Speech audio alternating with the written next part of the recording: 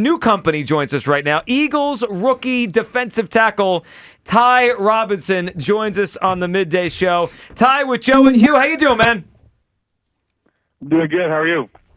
Oh, you want me to go first, Joe? Well, I was going to let you go first because I got questions for you, Ty, that probably ain't got nothing to do with football. I'll start us then. Ty, welcome to Philadelphia. How has your first month been as a pro and a Philadelphia Eagle? It's been awesome, man. I've been taking it each day in. I've been enjoying the process and getting to know the guys and get the playbook down. You want me to go? Because, I want to hit him with the questions that I have, Joe. I'm telling you. You know what? You can't. You teased it twice. Just hit him with it. What do you Ty, got? how did you get the nickname, the Vanilla Gorilla? Now we're getting to the good stuff. Yeah, I got some more for you, Ty. So just be prepared. You want a rapid fire? Or you want a one at a time? One at a time is good for me. Okay. For the nickname, my uncle had gotten me this sweatshirt. I don't even know where from. It was this little cheap sweatshirt that had Vanilla Gorilla on it, and I wore it around the stadium one day. Not even thinking twice about it. My head athletic trainer at the time, just thought it was the funniest thing ever. And so he just started calling me it, and it just kind of spread around the building, and it just kind of, stuck. That sounds like Chris, because, as a matter of fact, I had a chance to talk to him, and he speaks very, very highly of you. Now, here's my second question for you, Ty, is how much does a camel cost? Well, this is a two-part question. How much does a camel cost? Well, three-part. Let me trying to get one? No. I just want to know because this is fascinating to me. How much does a camel cost? Why do you have a camel? And what do you feed a camel? Yeah, so, truth be told, the camel's not actually mine.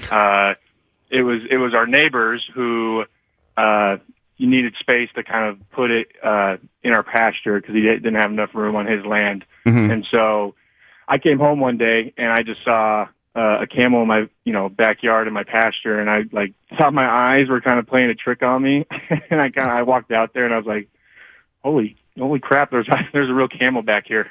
And so I ended up calling my mom and I'm asking you do know there's a camel in our backyard? And she's like, yes, I know. It's Justin's, our neighbors. So, for the price wise, I would assume a couple grand. I feel like it'd be pretty hard to get out there in Arizona. Mm-hmm.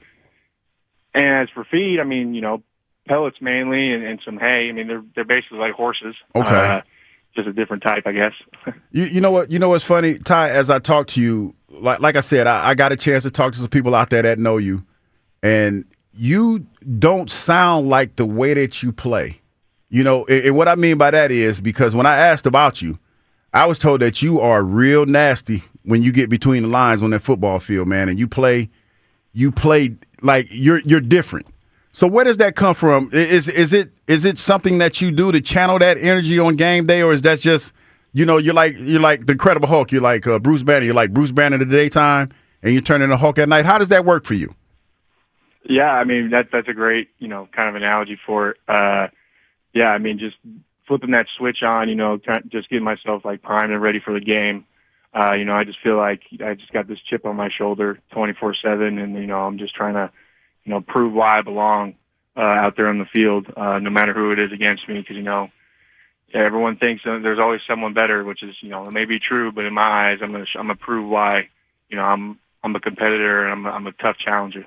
I got one more question, Ty, because it's fascinating talking to you and getting the chance to talk to you, because you're a big ass dude, man, and to hear you talk like you, why do you have a chip on your shoulder that you have to go out there and prove that you belong? Because it seems to me like when you were growing up, you probably were one of the biggest kids that was out there playing anyway. I don't know. It's just something natural in me, I guess, just the competitive nature.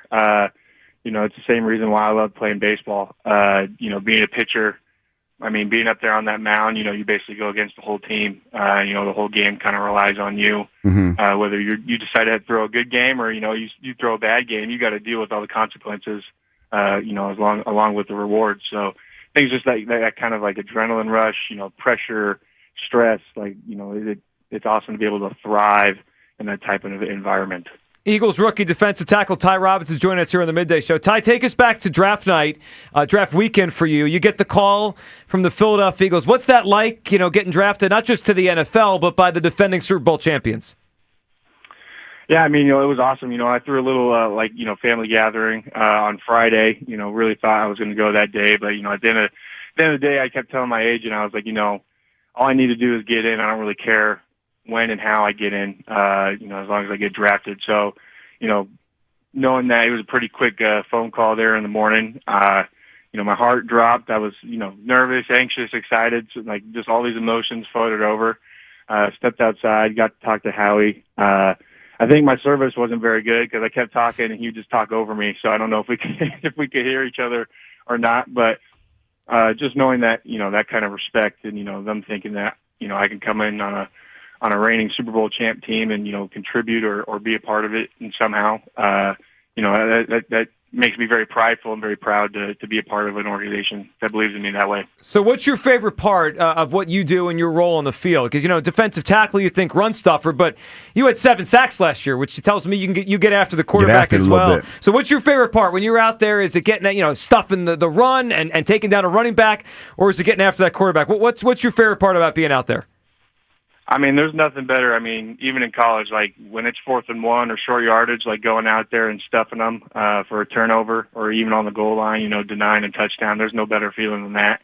Then obviously, just overpowering or winning clean on a move, or just knowing that you got the guy and going for a sack as well. I mean, next phase for me is not just getting the sack, but also working on getting the ball out as well.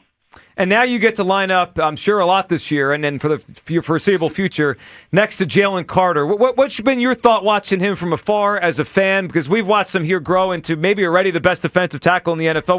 We're excited to watch you two do that work up front together. I'm sure you've either met him or talked to him. Your thoughts on playing next to Jaylen Carter?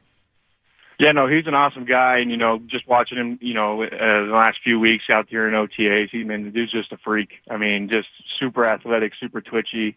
So I'm definitely keeping my eye on, how he's doing the drills, how he kind of approaches the game, and same with everyone else in the room. I mean, each one of them has a special trait or ability that they're able to bring to the field, and I'm just trying to take in as much as I can and learn from everyone, to kind of get a jump start to help start contributing. So, Ty, I got to ask you here, because, you get drafted, and we're all, kind of cramming to learn about everything we can about all you guys that are in a part of this rookie draft class. And I'm on YouTube watching some of your highlights, and I see a bunch of pass rush plays and defensive plays. But then I see some where you're lead blocking here, fullback on the goal line. Tell us about that and how often you did it and how that whole thing came about. Yeah, I mean, I've been in their ear quite a lot, honestly, there at Nebraska to get me in there on offense. There's just, such a thing, goes back to kind of that competitive nature where, I'm able to do my job on the defense side of the ball, but if I'm able to be used on the offense side of the ball, then why not, right? So, finally when they allowed me to come over and be a fullback, I even told them from the start, I don't even want the ball. You just tell me who I got to go hit so we can go, score or get a first down or whoever it is. And then towards the later part of the year, especially the bowl game, I was really trying hard to see if they'd give me a little handoff or maybe even a little screen pass or something, because I was really wanting to score a touchdown. I knew if I got that ball in my hands, I was gonna score. Well, I love the line there when you said, "Just tell me who to go hit." I mean, that'll work. I mean, that'll make people happy here in Philadelphia. All right, last one for you, Ty, and we appreciate you making us a few minutes, and we're excited to have you here in Philadelphia. I need your thought on this. Every time we have a defensive player on the show, I gotta tell them, my co-host here. Hugh Douglas is in the Eagles Hall of Fame. This guy had 80 sacks in the NFL, and he's been on the airwaves here in Philadelphia for years now, telling people that defense is a luxury, not a necessity. Ty, can you put him in his place here? Can you tell him how much defense matters? Hey man, offense. They bring in the fans and they sell the tickets, and defense wins games. See. That's the best way I could play it. This kid gets it already. Ty, first of all, it could be a shootout, and it's 50-point game on both sides, but if your thank you, Ty. The entire audience thanks you. Point than the other team. Ty, right. First of all, don't let him. It's way more to it than that, young fella. Don't let him drive a wedge in between us, man. We on the same page with this. It's just that the offensive guys make more money. See, they took this awesome take that I had, Ty, and they wanted to turn it into something, and now they're trying to bring you into it and drive a wedge between us. Man, don't let them drive a wedge between us. He's trying to smooth this out, Ty, because he doesn't want you not to like him. No, it's not. No, because I'm going to get a chance to see Ty. We're going to talk. We're going to chop it up. We'll see him at training camp. Ty, listen, man, we appreciate it. Thanks so much for being part of the show. Good luck, and I'm sure we'll see you out at camp soon. Sounds good. Thank you, guys. Have There a he good goes. one. Eagles rookie defensive tackle Ty Robinson.